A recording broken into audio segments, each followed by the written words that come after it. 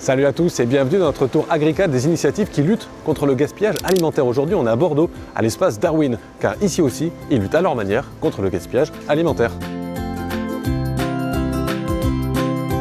Je suis l'un des cofondateurs de ce lieu, Darwin, et particulièrement en charge du volet de la transition écologique, parce qu'on est fortement impliqué et très engagé sur cette question. On est en train de reproduire ici, à une échelle significative, ce qu'on aimerait voir se développer comme ville demain.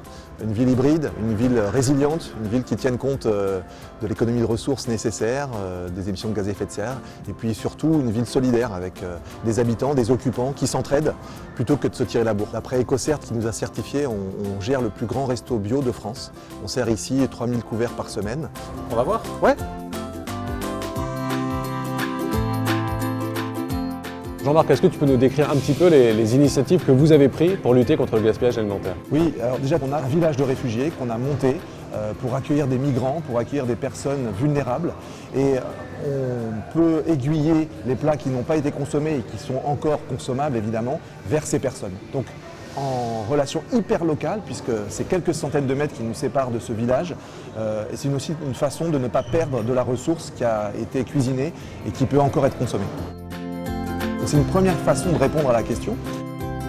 Tout ce qu'on fait ici est local, de saison et fait maison. C'est-à-dire que rien n'est arrivé ici, il n'a plus qu'à être réchauffé. Tout est préparé, tout est on va dire, fait en cuisine. Donc on a nécessairement une question à traiter autour du déchet, puisque les déchets de préparation des repas génèrent on va dire, des matières.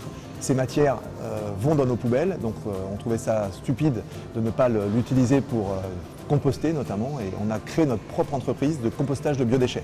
On peut aller voir la plateforme de compostage où nos déchets sont traités avant d'être distribués aux jardiniers si tu le souhaites. Ben, c'est parti.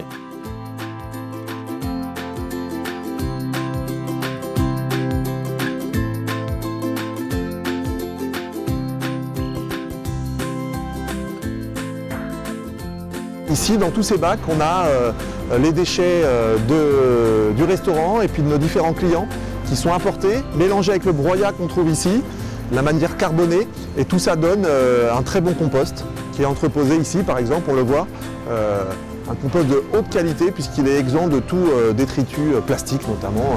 Alors il est bon? Il est bon? Il est pas mal.